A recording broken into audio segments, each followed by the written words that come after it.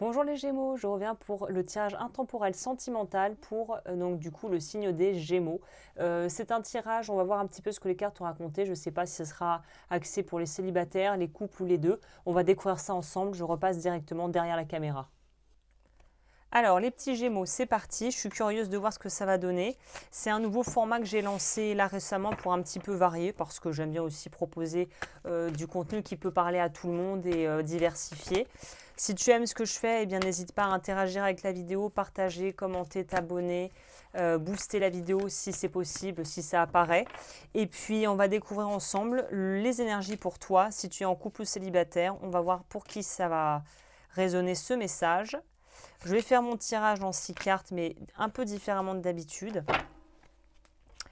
On va prendre ce petit oracle. Si tu aimes les oracles que j'utilise, il y a la liste sur mon Amazon Storefront avec tout ce que j'utilise le plus couramment qui sera disponible si tu as envie de te mettre toi aussi à tirer les cartes ou que tu les tires déjà. Et puis bien sûr, j'ai une formation pour apprendre à tirer les cartes si tu veux faire ce que je fais.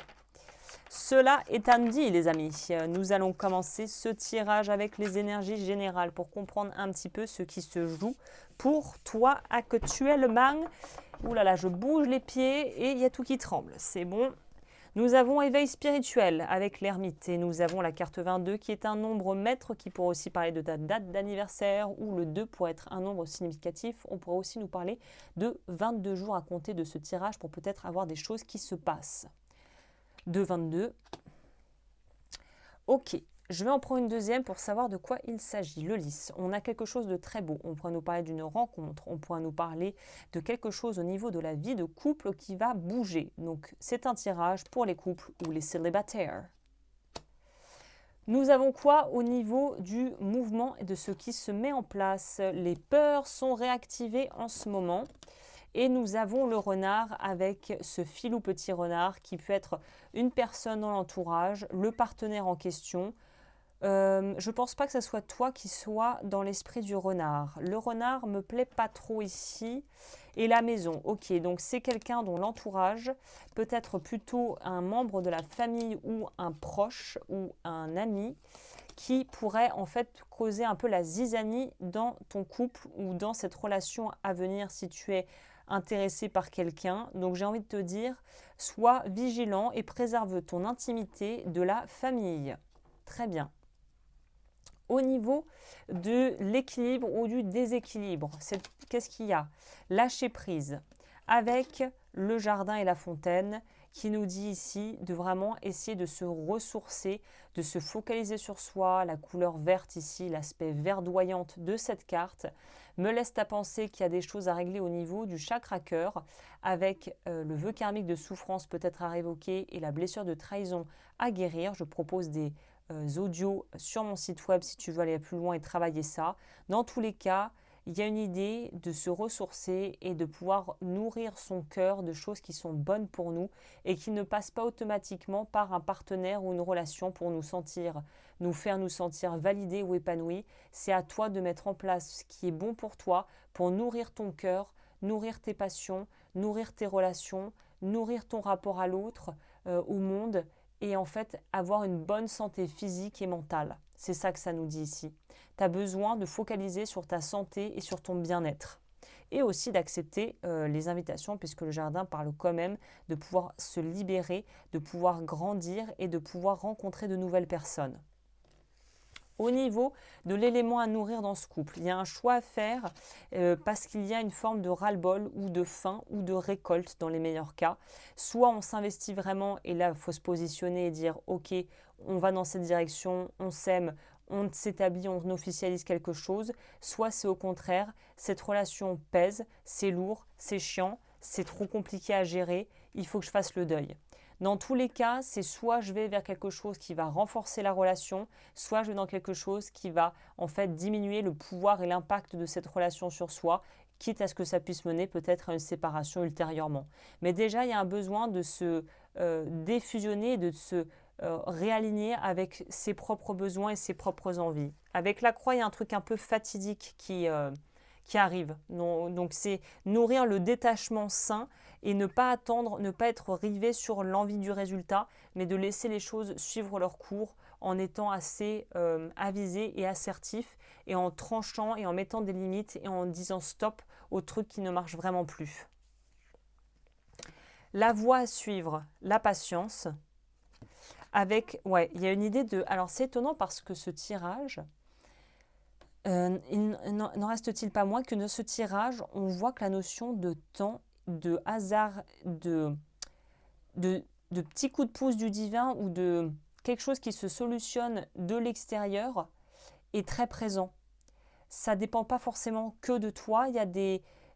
Pour moi, faites vos jeux, rien ne va plus, faites vos jeux, on lance les dés. Il y a une notion de hasard, de quelque chose d'aléatoire qu'on ne maîtrise pas vraiment, qui nous tombe dessus, mais qui n'est pas forcément quelque chose de karmique, de divinement orchestré, quelque chose qui est juste la vie qui suit son cours et qui se met en mouvement. Un peu à notre insu, mais pas forcément pour du mauvais. Au niveau de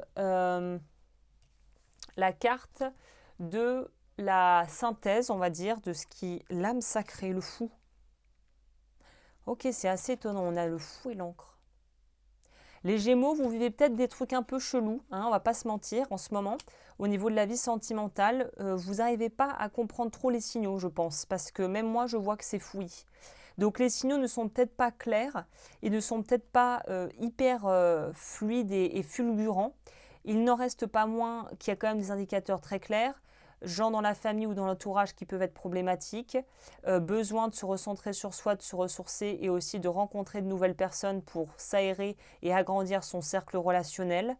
Quelque chose au niveau d'un choix de vie ou de partenaire qui est nécessaire et qui a besoin d'être réajusté et d'être cadré. La notion de quelque chose de divin ou d'orchestré avec le hasard et la chance qui arrive. Une relation divine, ça pourrait peut-être être quelqu'un, une âme sœur qui va arriver bientôt mais qui n'est pas encore là.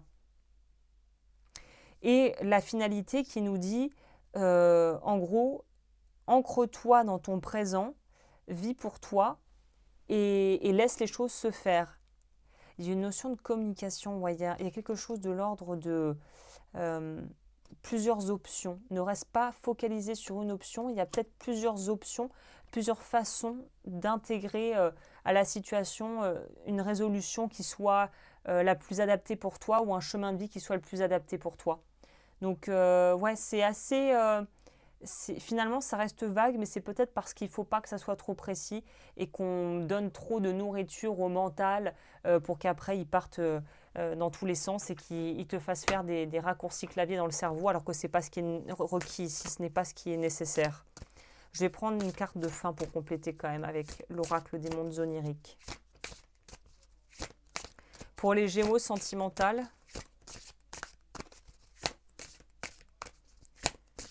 on y va. Gémeaux... Oh purée. Alors vous, ça a sauté du paquet. Il y en a deux. On va les prendre.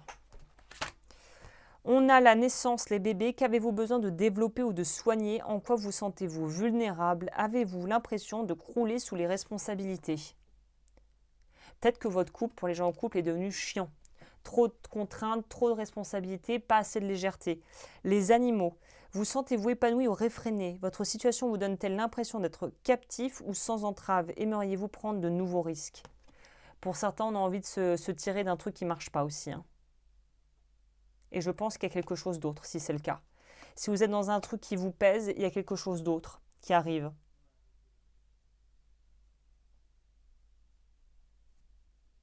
Pour ceux qui sont bien dans leur couple mais qui vivent peut-être une phase de transition avec turbulence, on vous dit qu'il y a besoin de s'alléger au niveau des responsabilités.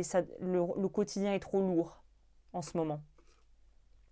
Ok, eh bien écoute, j'espère que ça t'a plu. Si c'est le cas, n'hésite pas comme toujours à interagir avec la vidéo comme je le disais au départ.